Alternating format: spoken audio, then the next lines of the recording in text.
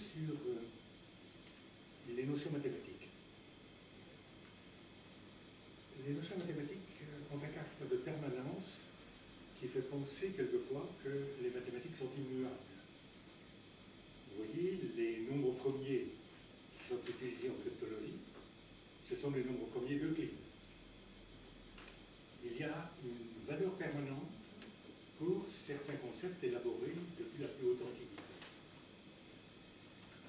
Mais il y a aussi des créations qui changent la donne. Newton, Leibniz, dans les années 1700, ont changé la donne avec le calcul différentiel et intégral. À l'heure actuelle, probabilité et statistique changent la donne.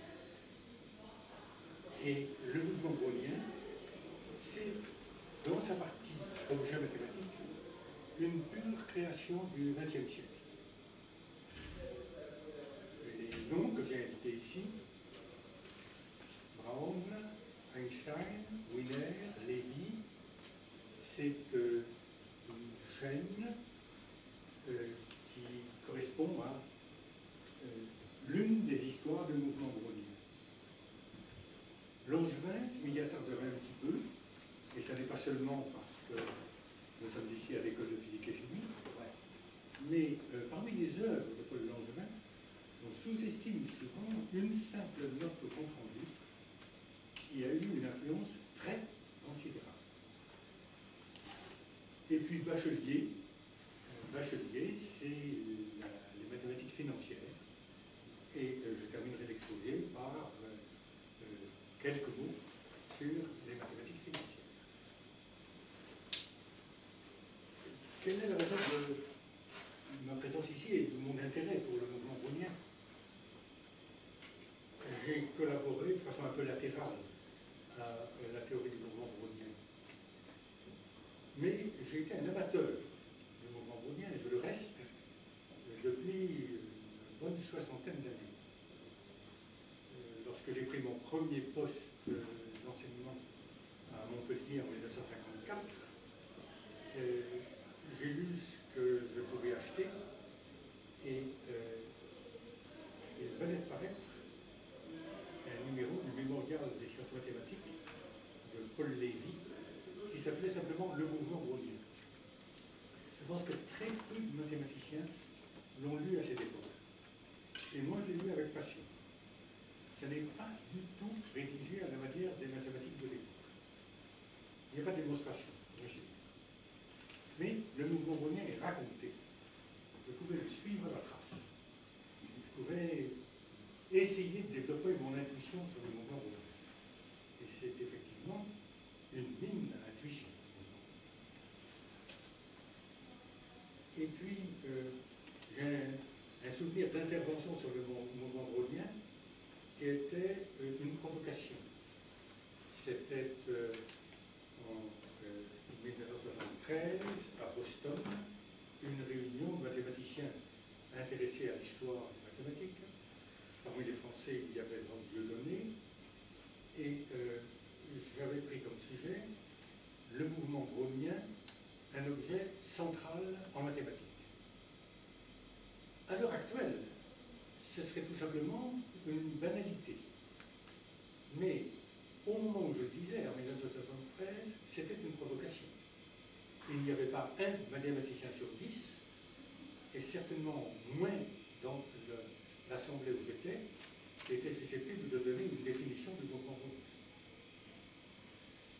Bon, mais le mouvement brownien occupe une place centrale en probabilité, et les probabilités, comme je l'ai dit, ont une place croissante en mathématiques comme dans toutes les sciences. Alors le mouvement brownien, il est intéressant par la diversité de ses aspects.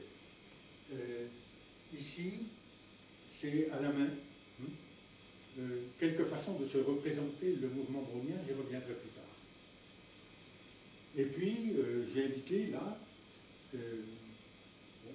quelques noms sur lesquels maintenant je veux revenir.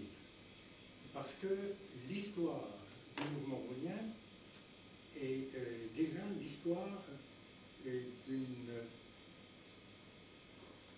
de contact, disons, entre différentes disciplines. Alors, on fait remonter le mouvement brownien à Robert Brown. Et Robert Brown était un mathématicien écossais, très renommé, très rigoureux.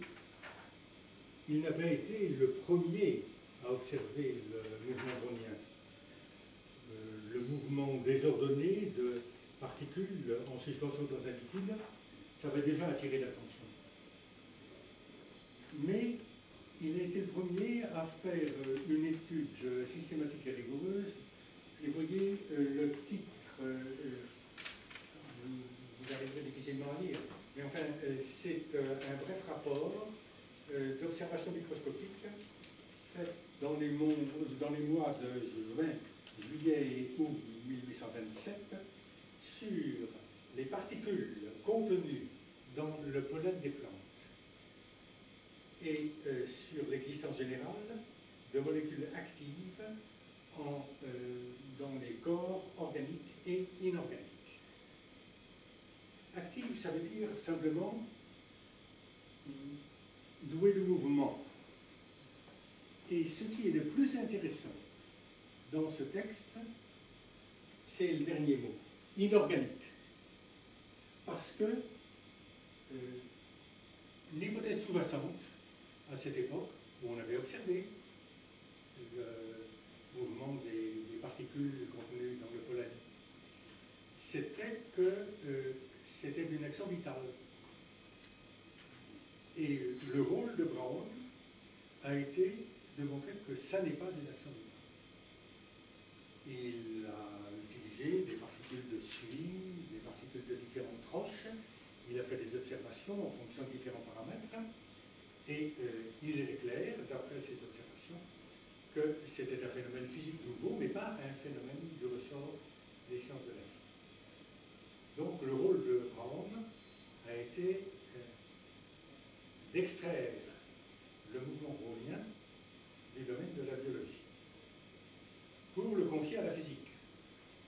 Mais les physiciens étaient assez désemparés devant ce mouvement perpétuel dont on ne voyait pas la logique. L'hypothèse qu'il pouvait résulter de chocs moléculaires est une hypothèse qui était venue à différents penseurs ou physiciens au cours du XIXe siècle. Mais c'est véritablement Einstein qui a complètement éclairci la question, et il l'a éclairci de façon assez curieuse, parce que lui n'avait rien lu sur le mouvement brownien, et il était intéressé par la théorie de Boltzmann des gaz, et il voulait savoir si la mécanique statistique de Boltzmann valait également pour les liquides. Et il a inventé une expérience possible, d'où ce titre extrêmement long sur le mouvement exigé par la théorie moléculaire cinétique de la chaleur de particules en suspension dans des liquides au repos.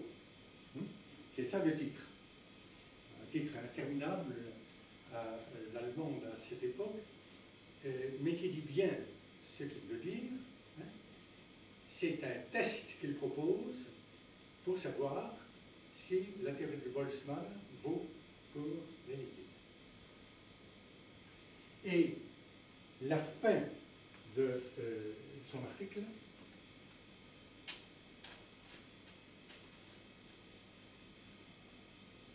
puisse prochainement un chercheur parvenir à décider de cette question importante pour la théorie de la chaleur. Donc, à ce moment-là, il ne connaissait pas le mouvement brownien. On lui a dit, mais l'expérience est faite. C'est l'observation faite par Brown, etc. Et alors, second article, une nouvelle détermination des dimensions moléculaires.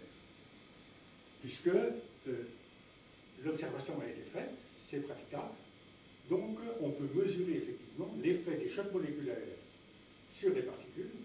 Connaissant les dimensions des particules, on peut en tirer sans doute les dimensions moléculaires. Et enfin, troisième article l'année d'après, sur la théorie du mouvement brownien. Là, il l'étudie plus en détail avec les différents paramètres du mouvement brownien, la pesanteur, le mouvement brownien de rotation, etc.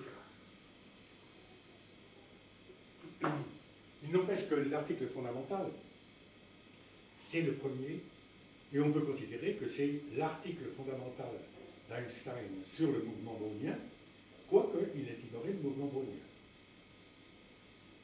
Mais c'est l'un de ces articles de 1905 qui font la gloire d'Einstein et l'étonnement du monde, n'est-ce pas 1905, c'est les articles d'Einstein sur la relativité restreinte, sur l'effet photoélectrique et sur le mouvement brownien.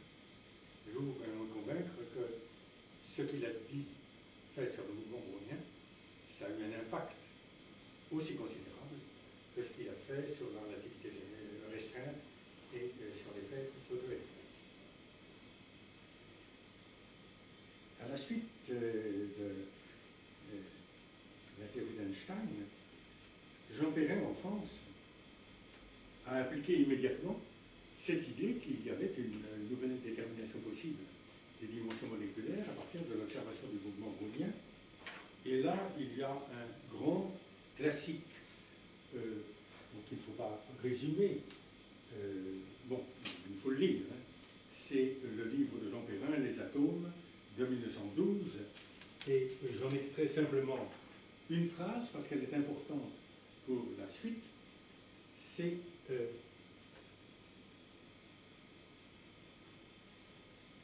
Jean Perrin, c'est un cas où il est vraiment naturel de penser à ces fonctions continues sans dérivées que les mathématiciens ont imaginées et que l'on regardait à tort comme de simples curiosités mathématiques, puisque l'expérience peut les suggérer. Alors,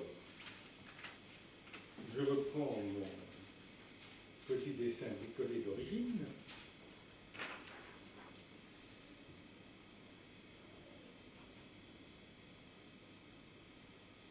Dans les atomes, on voit beaucoup mieux dessinés parce qu'ils correspondent à des observations réellement faites.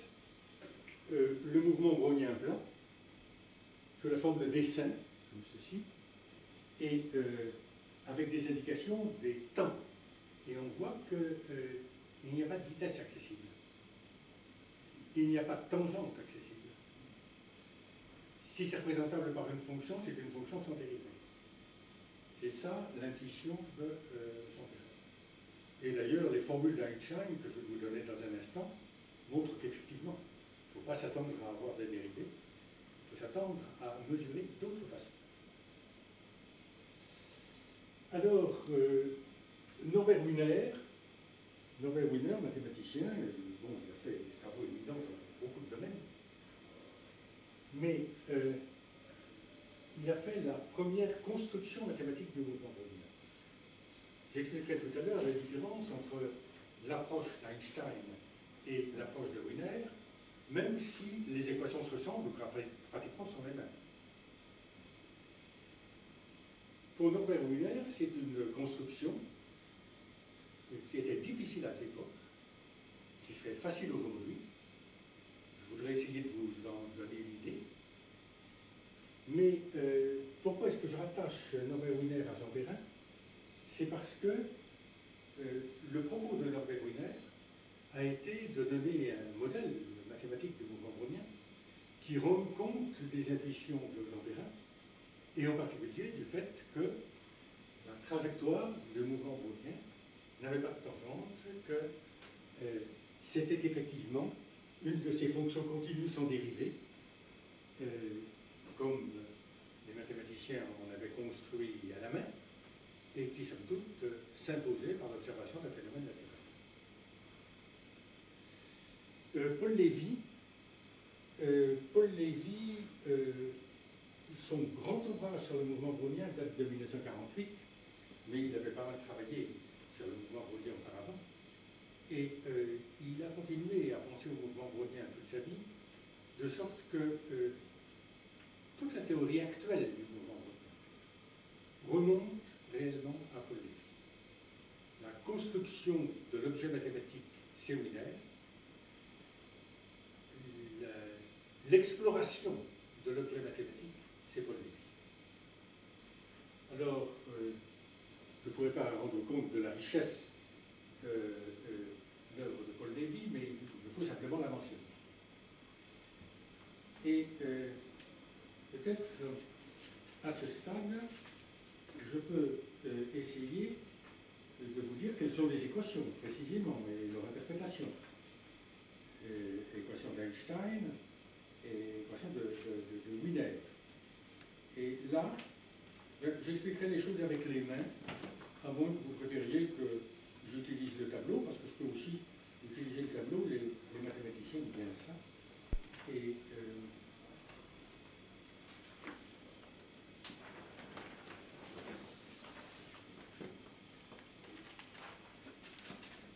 voilà, vous voyez, je n'ai pas beaucoup écrit. Il y a une équation d'Einstein. Donc, je n'ai pas beaucoup écrit, mais ce n'est pas très visible quand même. Hein. Alors, équation d'Einstein. D'abord, le mouvement brownien, il a lieu dans l'espace à 3 dimensions, mais pour l'analyser, il n'est pas mauvais de le regarder en projection sur une droite, c'est-à-dire de l'analyser avec 3 coordonnées, et de regarder ce qui se passe pour l'une des coordonnées. C'est le mouvement brownien linéaire. Le mouvement brownien linéaire, c'est ce qui se passe sur une droite. Donc, c'est un mouvement irrégulier sur la droite. Vous voyez, ce mouvement irrégulier sur la droite, si on en prend une représentation graphique, elle est un petit peu analogue à celle que j'ai ici marquée. On se déplace en haut, puis on se déplace en bas, puis on se déplace en bas, puis en haut, puis en haut, puis en haut, puis en bas, etc. En tirant un pile de face. C'est la promenade au hasard, dont j'ai représenté ici le graphe, mais sur la droite, ce serait monter, descendre, descendre, monter, monter, monter, monter, descendre. Vous voyez le mouvement sur la droite. Ça, c'est le mouvement continu sur la droite. Et le mouvement discontinu sur la droite. Ça fait continu.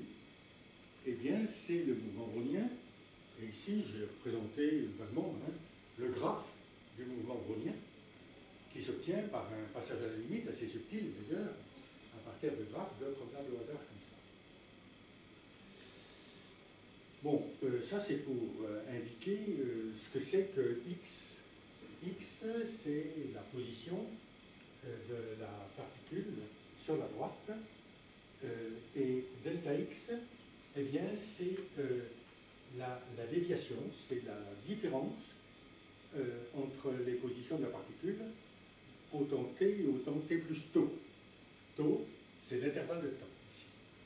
Alors ici, il y a les intervalles d'espace, on les prend au carré, on en prend la moyenne. Ici, c'est l'intervalle de temps, tau, et puis le facteur, c'est grand RT sur grand N. Grand N, c'est la constante des Caspar fait, grand T, la température absolue, grand N, le nombre d'Avogadro, et puis ici, 1 sur 3 pi mu A, eh bien, 3 c'est le nombre 3, pi c'est le nombre pi, mu c'est la viscosité du fluide, et petit a, c'est, comme je l'ai présenté ici, c'est le rayon de la particule supposée sphérique. Et bon, Einstein établit cette relation, et tout à l'heure, je vais vous indiquer comment Langevin fait pour la présenter, et je crois que la présentation de Langevin est très suggestive. Wiener, c'est presque la même formule. Selon l'usage des mathématiciens, il oublie les constantes numériques. Alors attention, les physiciens, il ne fallait pas qu'ils l'oublient. Pour Jean Perrin, l'objet, c'était de mesurer grand N, et par conséquent, c'était très important, ce facteur. Mais dans la théorie mathématique, on va prendre ça égal à 1. Et la théorie mathématique, eh bien, ça va consister à avoir une famille de variables aléatoires, xt, telle que le carré de la différence, xt moins xs. Quand vous prenez la moyenne, c'est-à-dire l'espérance, vous obtenez l'intervalle de temps, c'est-à-dire valeur absolue de t moins s.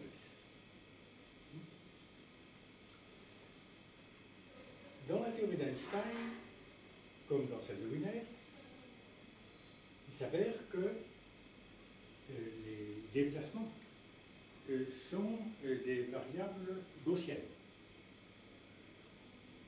Et la présentation la plus simple de la théorie de Wiener consiste à partir d'un espace de variables gaussiennes centrées. Alors, si vous voulez, j'utilise le tableau pour expliquer de quoi il s'agit, mais on va peut-être mieux faire ça au moment de la discussion.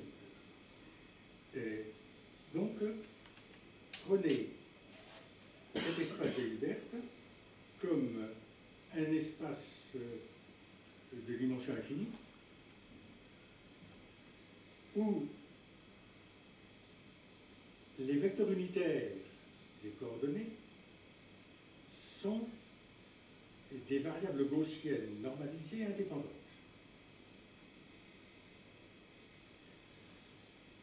Des variables gaussiennes normalisées indépendantes, on peut les appeler xi n, et même pour marquer que ce sont des variables aléatoires, xi n de oméga. Oméga, c'est souvent utilisé par les mathématiciens pour désigner un point de l'espace de probabilité. Et xi n de oméga constitue une base de l'espace de Hilbert grand H. Et eh bien, qu'est-ce que c'est que xt? C'est dans cet espace de Hilbert grand H ce qu'on appelle une hélice, je ne sais pas si vous voyez là, mais c'est une courbe qui ressemble à une hélice. Une hélice, qu'est-ce que ça a comme propriété? Ça a comme propriété que la distance entre deux points d'hélice est fonction seulement de la distance des paramètres. Mais ici c'est le cas. Si la distance, le carré de la distance, c'est l'espérance ici, qui est effectivement le carré de la norme dans l'espace de Hilbert, mais ceci vous dit, le carré de la norme dans l'espace de Hilbert, c'est la différence des valeurs du temps. Et c'est pourquoi j'ai marqué 3 points ici. Alors, vous avez un point ici en amont, ici au milieu, ici en aval. Eh bien, si je numérote les temps, vous voyez que le temps pour aller du premier point au second, plus du second point au troisième, ça va être le temps pour aller du premier point au troisième. Géométriquement, qu'est-ce que ça veut dire? Géométriquement, ça veut dire le carré de la distance de ce point-là à ce point-là, du point d'origine au point médian, plus le carré de la distance du point médian au point final, c'est le carré de la distance du point initial au point final.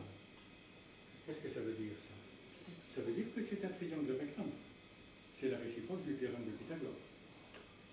Donc, vous avez affaire à une hélice dans l'espace de Hilbert qui a une propriété géométrique tout à fait extraordinaire, c'est que quand vous prenez 3 points quelconques sur cette hélice, eh bien ce sont les sommets d'un triangle rectangle. Et si vous lisez cette hélice, alors vous voyez apparaître des propriétés simples mais merveilleuses. La dimension de Hausdorff de l'hélice, c'est 2, et bon, l'hélice glisse sur elle-même. Naturellement, quand on fait une translation des temps, ça signifie que le processus est stationnaire.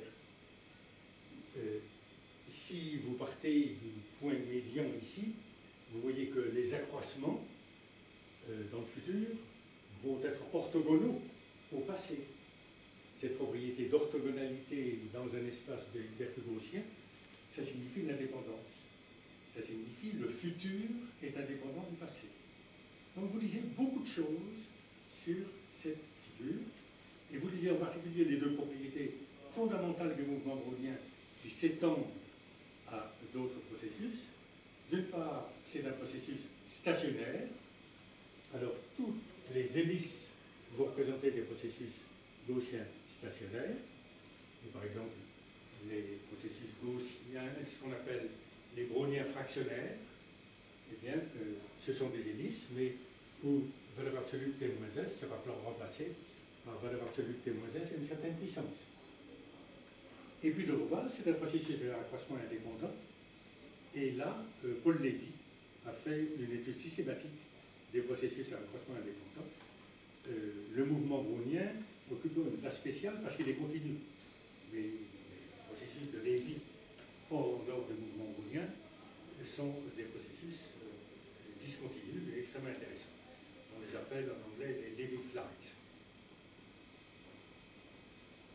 Bon, je pourrais commenter cette figure, mais je voulais tout de suite attirer votre attention sur le fait que cette figure, l'hélice, elle est extrêmement simple.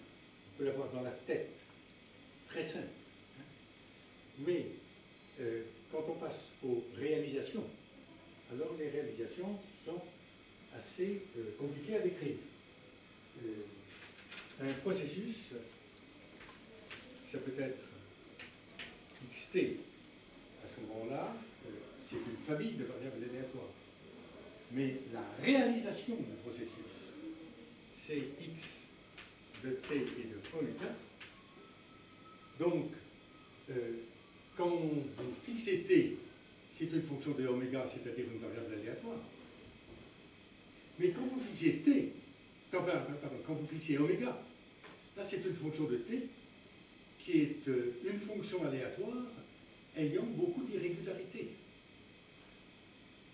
Donc, le charme de l'étude du mouvement brownien, c'est que vous avez un modèle abstrait qui est extrêmement simple, c'est l'hélice brownienne, mais vous avez des réalisations qui sont apparemment très irrégulières. Et ça a été très bien étudié d'abord par Brunner, et ensuite, comme je vous l'ai dit, de façon très approfondie par Lévy.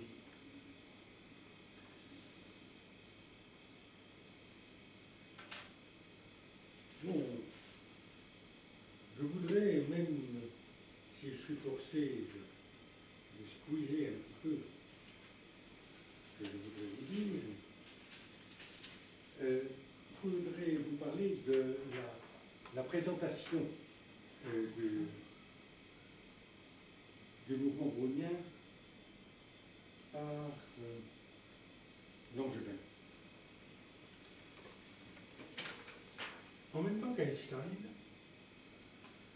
Marian Chmieluchowski, à Cracovie, avait produit une théorie du mouvement brownien qui aboutissait aux mêmes formules, à un détail près. Numériquement, ça n'était pas la même chose. Il y avait un facteur chez Chmieluchowski de 64 sur 27. Il s'agissait de voir si c'était Chmieluchowski qui avait raison ou Einstein. Et la note de Paul Langevin consiste à dire, je reprends le calcul de Chmieluchowski et j'obtiens la formule d'Einstein. c'est la formule d'Einstein qui est correcte, le 64 sur 27 est une erreur.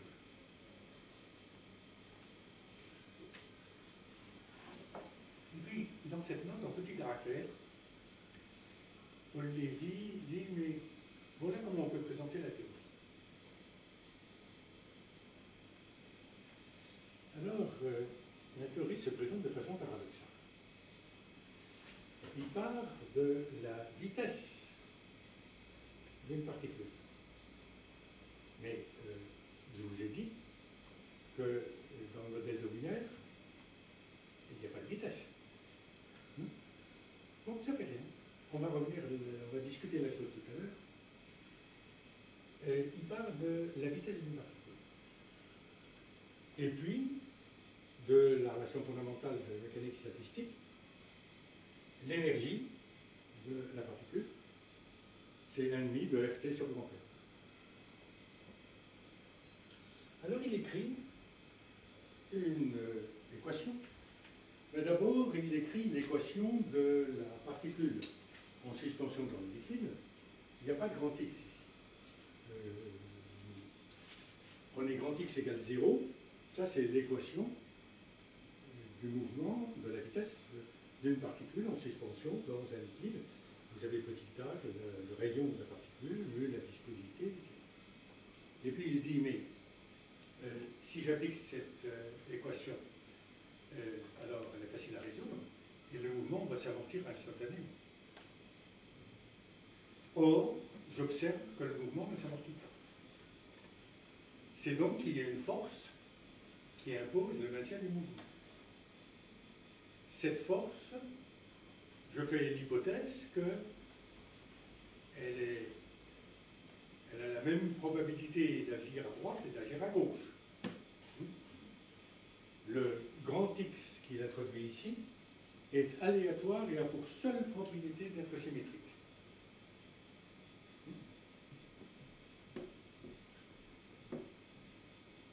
Et puis, il fait des manipulations qui sont extrêmement simples. Il multiplie par x l'abscisse. J'ai réécrit la formule avec, en multipliant par x. Vous voyez que quand vous prenez la dérivée de xu, ça vous donne u dx sur dt, c'est-à-dire u carré. Et puis, x du sur dt qui vous donne ceci. Donc j'ai simplement réécrit cette formule. Ensuite, j'ai pris la moyenne. Et en prenant la moyenne, je peux utiliser le fait que la moyenne de mu2 carré, la moyenne de mu carré, c'est rt sur grand N. Je l'écris ici. Et maintenant, j'obtiens une nouvelle équation différentielle, qui est une équation différentielle en valeur absolue de xu. C'est une brave équation linéaire qui se résout immédiatement. J'ai écrit ici la solution. Et la solution fait apparaître un terme constant et puis un terme à décroissance exponentielle. Ce terme à décroissance exponentielle, Einstein donne les valeurs numériques et dit à partir de t supérieur à 10 puissance moins 8, il va être négligeable par rapport aux autres données. Et par conséquent, j'en retire que pour un intervalle de temps supérieur à 10 puissance moins 8 secondes, eh bien, quand j'intègre, la différence des valeurs de x carré au point t plus tau et t, les valeurs moyennes sont données par le second membre de l'équation d'Einstein. Tenant compte du fait que les accroissements sont indépendants, on aboutit ici exactement à l'équation d'Einstein. Donc, c'est une façon rapide et assez belle d'obtenir l'équation d'Einstein. Oui. La dérivée de la moyenne est toujours égale à la moyenne de la dérivée. sur un processus stationnaire? Oui. Là, il y a naturellement une sous-jacente, une interversion, hein, de dérivation et d'intégration. Hein. Le modèle est une intégration. Bon. Mais bon, on admet ici que cet échange est possible. La dérivée de l'intégrale, c'est l'intégrale de la dérivée. Et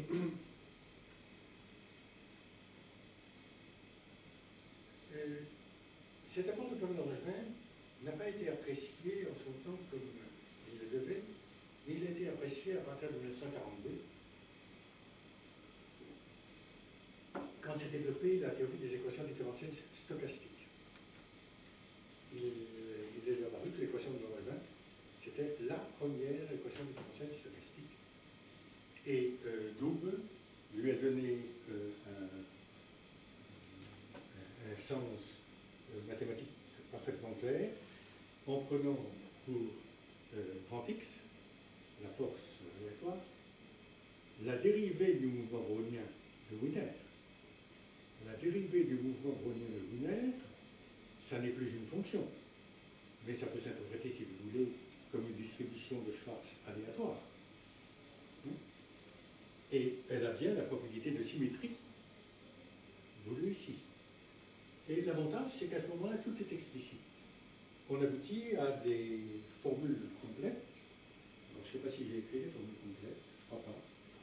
Non, on va les écrire. On aboutit donc à la description complète de la solution petit u, hein, qui est la dérivée du mouvement brownien dans la version de Langevin, mais qui utilise comme force aléatoire la dérivée du mouvement brownien dans la version Einstein, dans la version binaire. Il y a presque un tour de passe-passe là, mais c'est tout à fait correct. C'est-à-dire, à partir du modèle que Langevin établit, on peut le canaliser sous la forme des équations de Einstein et de Wiener, et à ce moment-là, quand on a pris cette formule-là, il n'y a plus de dérivée sous forme de fonction. Mais la dérivée peut être utilisée néanmoins dans le second membre d'une équation différentielle stochastique, et essentiellement dans toutes les équations différentielles stochastiques, on verra apparaître la dérivée du mouvement brownien, mais ce sera la dérivée du mouvement brownien de Wiener. Et à ce moment-là, vous avez une équation différentielle stochastique dont vous pouvez effectivement calculer la solution, et la solution, ce sera la dérivée selon Langevin.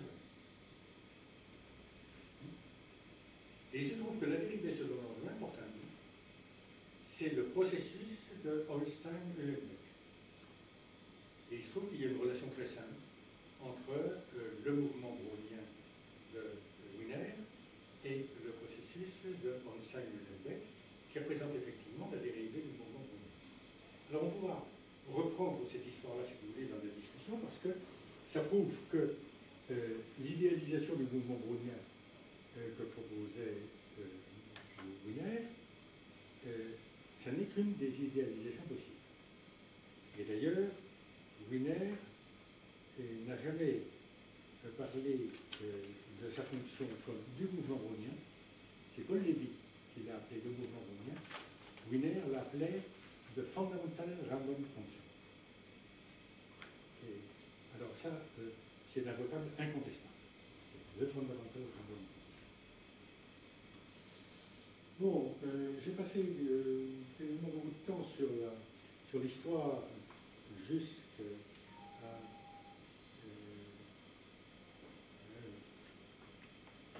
antérieure au développement contemporain. Et pour les développements contemporains, ben, c'est efflorescent, il est difficile d'en donner une idée. J'ai regardé dans Google le nombre de références à Brownian Motion. Il y en a un peu plus de 3 millions.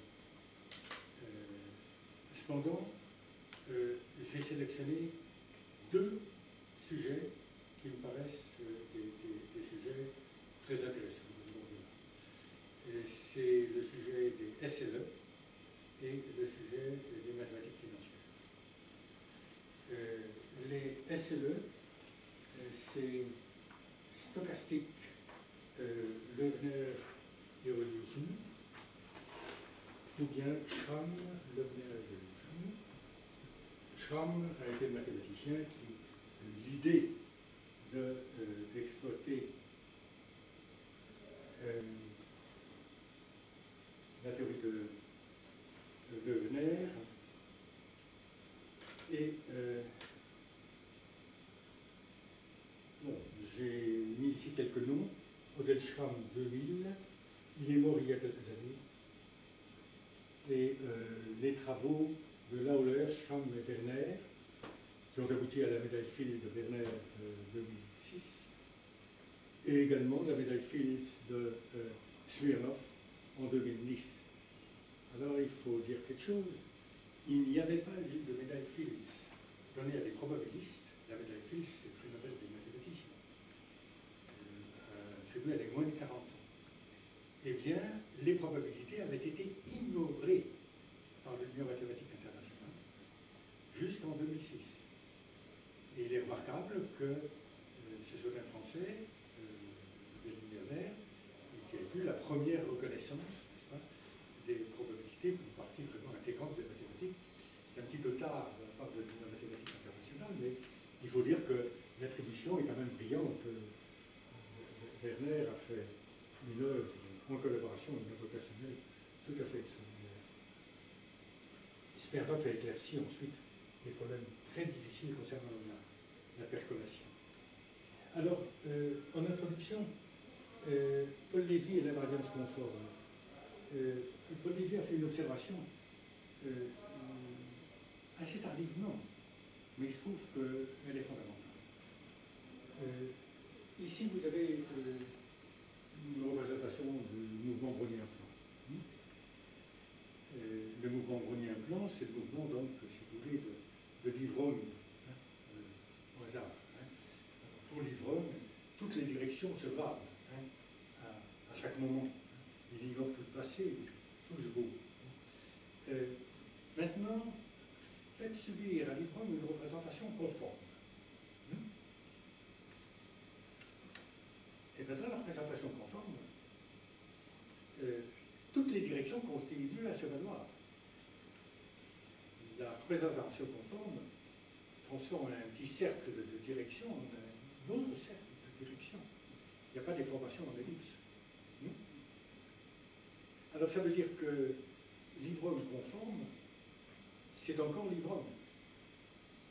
Il va décrire la trajectoire du mouvement brownien plan selon une autre loi de temps, mais la forme de la trajectoire sera la même. Alors ça, c'est l'invariance conforme, qui est découverte par Paul Lévy pour le mouvement brownien. Et il se trouve que les physiciens ont attribué un très grand prix à l'invariance conforme pour toutes sortes de phénomènes physiques. Et maintenant, ils ont des arguments pour dire tel processus doit être un invariant conforme, et les mathématiciens, à la traîne, essayent de justifier que c'est un invariant conforme. Que la frontière de la percolation critique est un invariant conforme, ça c'est Smirnov, ça avait été bien intuité par les physiciens, mais la démonstration mathématique, c'était extrêmement difficile. Bon, Loebner, je ne pourrais pas m'étendre là-dessus, mais voilà, Loebner inspiré par un problème de l'époque qui est un problème de mathématiques, je pourrais en dire un mot tout à l'heure. Ce qui est important, ce n'est pas le problème, c'est la méthode. Et le problème était au sujet de fonctions univalentes, des applications conformes du disque unité dans une partie du disque unité. Les propriétés extrémales, c'est quand cette partie, c'est le disque unité moins un petit morceau de courbe aboutissant à la frontière. Et Loebner a obtenu une représentation pour toutes c'est l'application conforme. Cette représentation utilisait un système d'équation différentielle parce qu'il considérait l'application conforme comme le point d'aboutissement d'une famille d'applications conformes dépendant d'un paramètre, le temps. Et donc, cet arc de courbe, eh bien, d'après Loeffler, il était engendré au cours du temps. Là, c'était le temps zéro, et puis là, c'était le temps final. Et il y avait donc une famille d'applications conformes décrites par une certaine équation différentielle. Et Schramm a eu l'idée que ça, c'était un très bon modèle pour des objets qui étaient des objets d'étude à ce moment-là. Le mouvement brownien à boucle effacée. Alors, le mouvement brownien, si je le représente à la louche comme ça, qu'est-ce que ça veut dire, le mouvement brownien à boucles effacées? Ça veut dire vous supprimez ça, vous supprimez ça, vous supprimez ça, et vous obtenez à ce moment-là une courbe simple, hein, qui est le mouvement brownien à boucles effacées. Là, l'invariance conforme est à peu près évidente, parce qu'elle tient à l'invariance conforme du mouvement brownien lui-même. Et le mouvement brownien auto-évitant, là c'est autre chose. C'est un mouvement brownien, la croissance des polymères en donne un petit peu l'image, c'est que les polymères ne peuvent pas se croiser. Donc c'est un mouvement aléatoire, mais avec la contrainte qu'il ne reviendra pas à une position antérieure. C'est le mouvement brownien auto-évitant. Et un problème, c'est que nous voyons bien ce que c'est, et nous n'avons pas de description mathématique pour le moment satisfaisante. Nous savons ce que c'est, nous connaissons les propriétés, mais le travail de Wiener n'a pas été fait pour le mouvement brownien auto-évitant. La frontière de perturbation limite, j'en ai dit un mot. Et puis alors, des objets à étudier, ben, les probabilités d'intersection de mouvements browniens, des mouvements browniens qui partent de différents endroits. Alors, sans doute ils vont se rencontrer au bout d'un certain temps. Mais quelle est la probabilité qu'ils ne se rencontrent pas tant qu'ils n'ont pas franchi un certain disque? Ça va être une probabilité en rayon du disque à la puissance moins petit a. Et les exposants critiques, ce sont les exposants ici correspondant à soit un mouvement brownien, soit un faisceau de mouvements browniens, et ici également un faisceau de mouvements browniens. Il peut y avoir deux faisceaux, il peut y en avoir trois. Ça donne une certaine variété de problèmes. Et tous ces problèmes maintenant peuvent être résolus avec la théorie des SLE. Alors, sur la théorie des SLE, je fais juste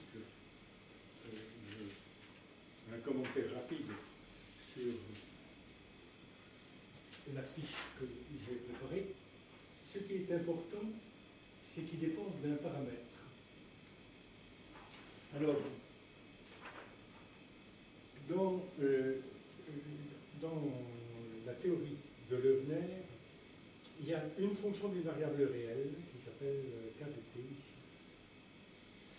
Et dans la théorie actuelle des SLE, qu'on considère plus volontiers dans le demi-plan que sur le cercle, dans une transformation conforme, on passe de l'un à l'autre, eh bien, l'équation différentielle pour une forme plus simple, c'est dw sur dt égale 2 sur w moins, alors moins une fonction de t.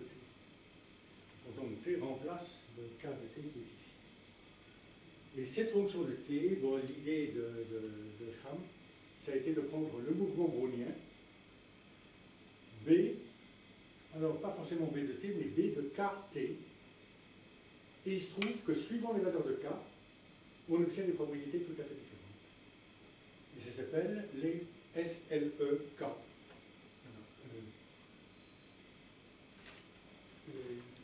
Alors, quand K est petit, on obtient une figure qui rappelle celle de Loebner. C'est le plan, le demi-plan, coupé par une courbe. Quand on passe la valeur 4, ça sera le demi-plan avec une surface qui va croître avec T, vous voyez, au lieu que ce soit une courbe qui croisse avec T. Et on connaît bien maintenant des propriétés selon les valeurs de K de ces différents objets, et on sait la relation que ça a avec les objets à définir ici. Par exemple, le mouvement brownien à boucles effacées, c'est le SLE2, K égale 2. Le mouvement brownien auto-évident, je vous ai dit, on n'a pas de définition, mais on connaît les propriétés. Oui. Eh bien, c'est SLE 8 tiers. Et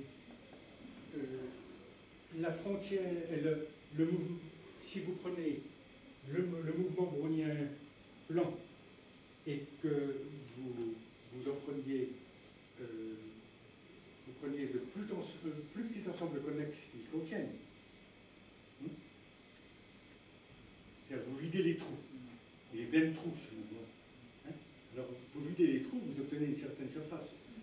Alors là, c'est ça, c'est LSLE 6. Alors bon, il y a toute une botanique maintenant de LSLE. Leur étude se poursuit et bon, je pourrais vous en dire beaucoup plus. J'ai quand même indiqué ici la conjecture de Bertrand Duplantier, qui est l'un des physiciens qui vraiment connaît très très bien ces questions-là, et lui a l'idée que quand on change K en 16 sur K, si K est inférieur à 4, eh bien on a ici une courbe. 16 sur K, ça sera une surface.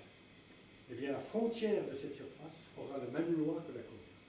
C'est la dualité de Duplantier. C'est vérifié pour ce que je viens de dire, 8 tiers et 6. Et du coup, ça vous donne une démonstration pour une conjecture qui avait été faite par Benoît Mandelbrot en 1982, qui était que la frontière extérieure du mouvement brownien plan, c'est-à-dire la frontière de cet ensemble connexe qu'on obtient en vidant des trous, Benoît Mandelbrot avait dit, bon, la dimension de Hausdorff doit être 4 tiers. Il y avait pas mal de raisons pour ça. Visuellement, Benoît Mandelbrot avait cette intuition, mais ça rejoignait aussi des idées théoriques qui étaient antérieures. L'histoire de ça se trouve parfaitement faite par Duplantier et par Werner. Voilà. Bon, j'ai passé mon temps, donc je me contente ici d'indiquer la feuille concernant les mathématiques financières. Pour les mathématiques financières, il y a une allusion à ce qu'a fait Bachelier. Bachelier, c'est théorie de la spéculation.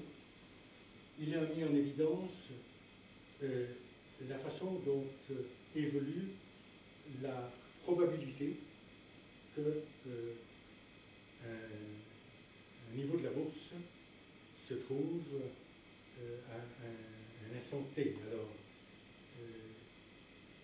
la probabilité, c'est la distribution en T1 plus T2, c'est la convolution des distributions entre T1 et en T2.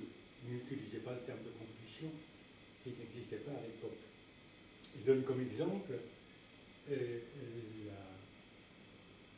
de la chaleur Et pour la chaleur, on parle du rayonnement de la chaleur, on parle de la diffusion de la chaleur. Lui, il va parler de la diffusion ou du rayonnement de la probabilité. Vous avez une bonne intuition de la chose.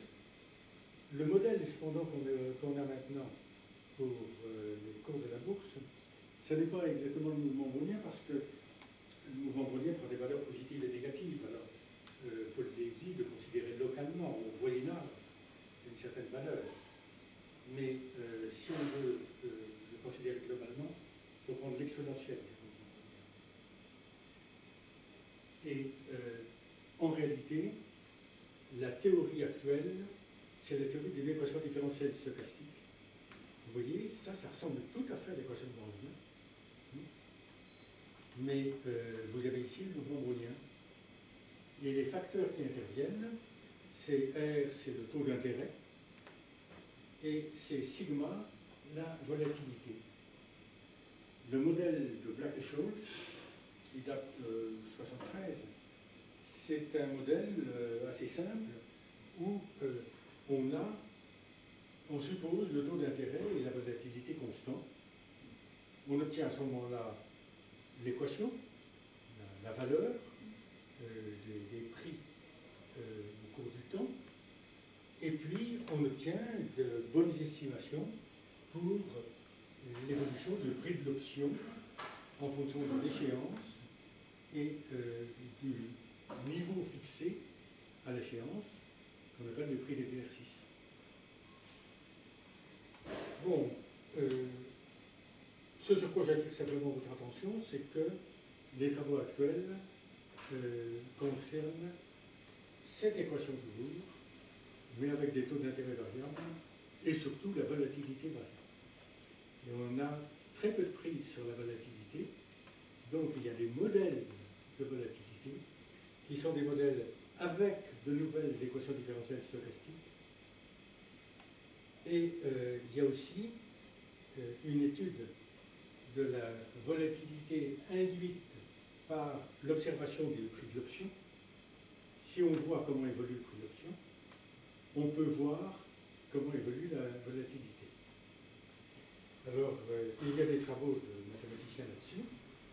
Il y a un mathématicien en ce moment en visite à Paris qui s'appelle Boulizashvili et qui m'a un petit peu initié au dernier des développements, et en particulier à ce qu'avait fait un mathématicien que je connais bien, Elias Stein, avec son fils, qui est maintenant nommé à la réserve fédérale américaine. Donc, ce sont des travaux de mathématiciens qui sont des travaux sérieux, ce sont de vraies mathématiques, des mathématiques financières, et puis ça peut intéresser des vrais financiers comme le fils Stein. Bon, là il me faut dire un mot quand même, ça sera la conclusion. J'avais l'idée de plusieurs conclusions, mais je reborde à la conclusion sur les mathématiques financières. C'est que la puissance des mathématiques, qui se révèle dans beaucoup de domaines à l'heure actuelle, ne peut pas, de la part des mathématiciens, être tenue pour extérieure à leur activité. Vous voyez, les physiciens, il y a longtemps, qui se sont interrogés sur les conséquences sociales des découvertes faites en physique. Les biologistes, en ce moment, c'est absolument évident. Le Comité national d'éthique, c'est le Comité national d'éthique de la médecine et des sciences de la vie. Et pour les mathématiciens, ils se tenaient un petit peu à l'écart. On est mathématicien. Ça se sort pas. C'est plus possible. Je crois que la position est intenable. On ne peut pas dire que les mathématiques financières ne sont pas des mathématiques. Si on est mathématicien, on tient au caractère global des mathématiques, au fait que ce sont les mêmes mathématiques qu'on va rencontrer, les mêmes équations différentielles stochastiques pour la finance et pour les phénomènes de la physique.